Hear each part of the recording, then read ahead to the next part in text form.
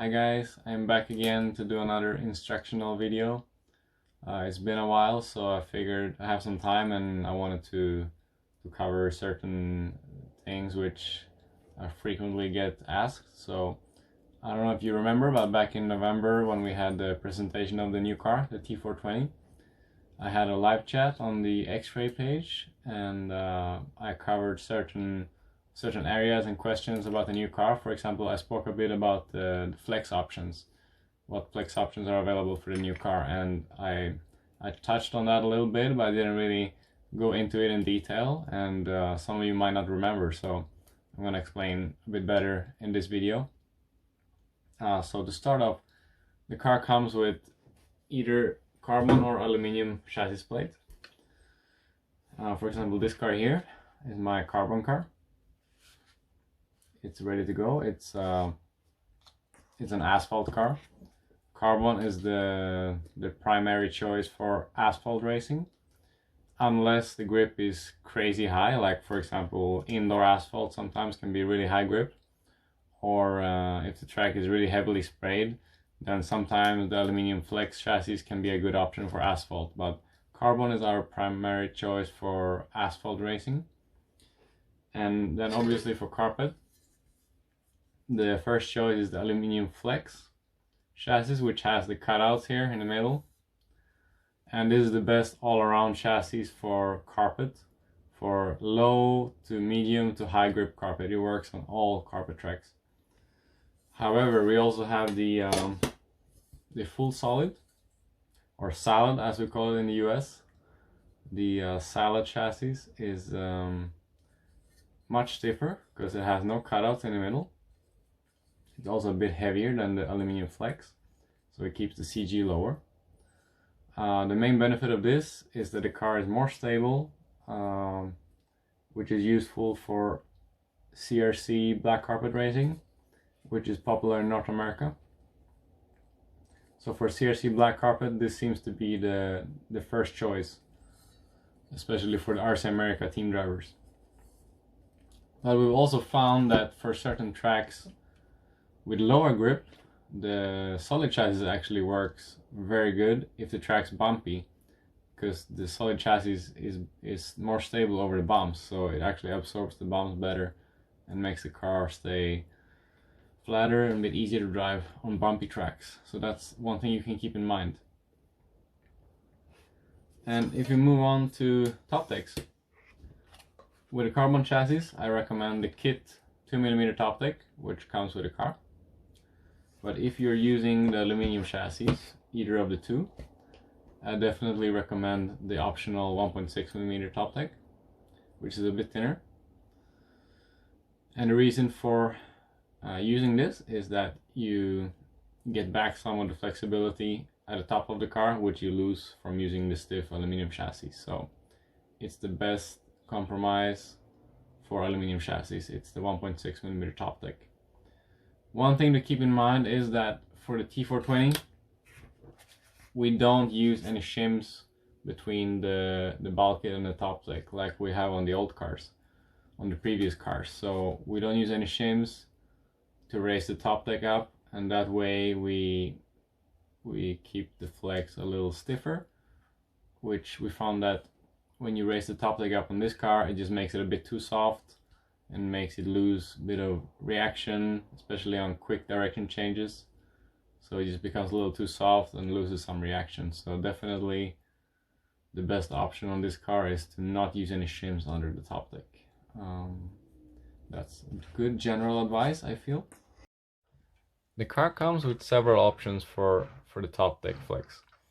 So for example, on my car here, I have mounted the bearing, which is the medium flex option, which is something in between using nothing and using the bushing, which you see here. The bearing obviously maintains the stiffness in this direction, but still has some give from left to right. And using the bushing makes it full stiff, which is a popular choice for stock classes. For stock racing, the stock team seems to like to use the bushing to make the car stiffer, as they feel that you can get on throttle earlier out of corners with the bushing, so the car is a bit more forgiving and you can drive the car harder. and yeah, I mean, you lose a little bit of rotation with the bushing. That's why for modified racing we tend to use the bearing most of the time. I would say for 90% of the time we prefer the bearing, which is mounted on my car here. And it's rare that we use nothing. Like, you can remove it to make it full soft. That will be the most aggressive, like the most rotation that you can get out of the car, but it will also be the hardest to drive. So I don't recommend using nothing.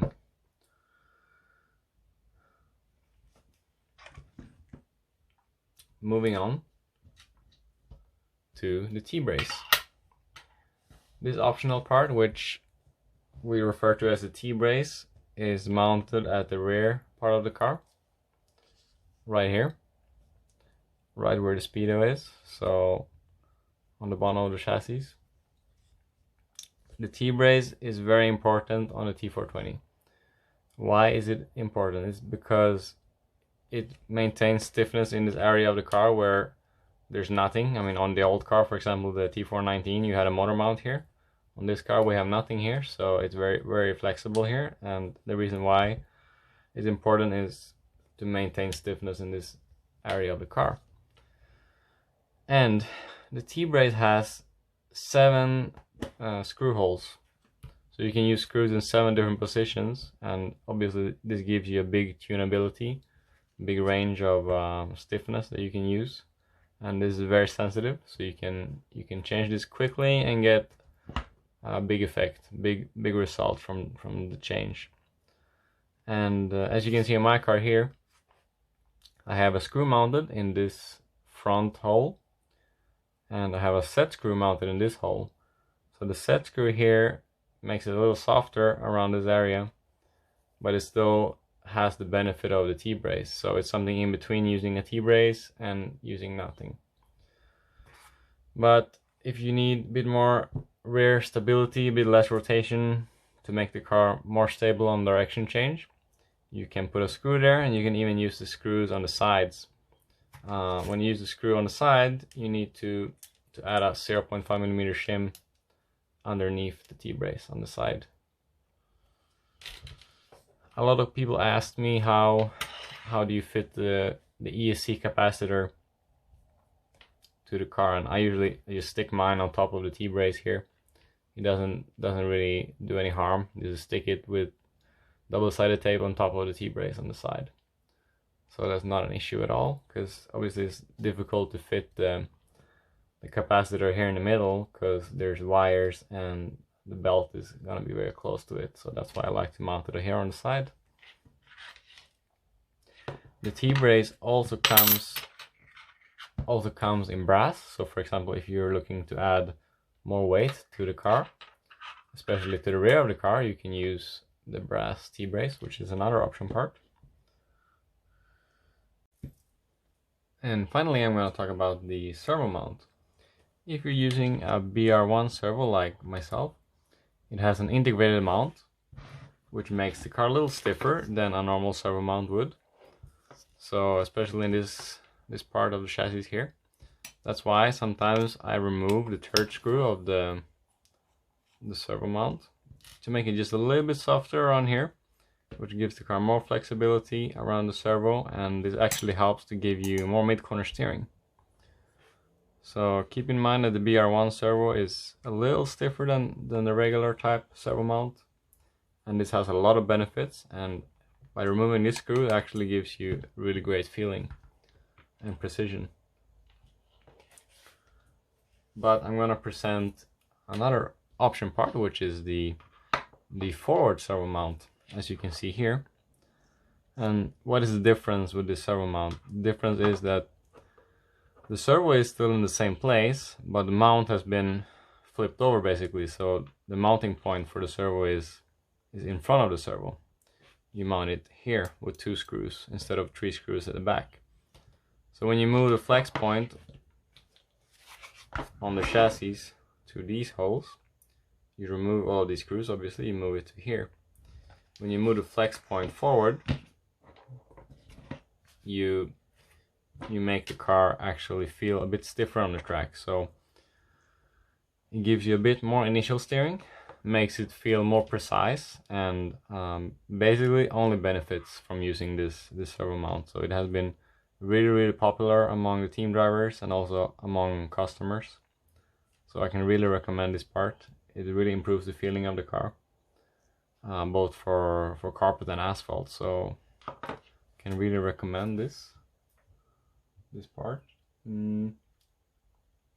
Other than that, I hope that I've covered all the important areas of flex. And yeah, as you know, flex is always extremely important and very sensitive. So it's something we use for tuning, and we need to understand it as well as we can. So if you have any questions, feel free to comment on the video or message me. And yeah, thank you for watching.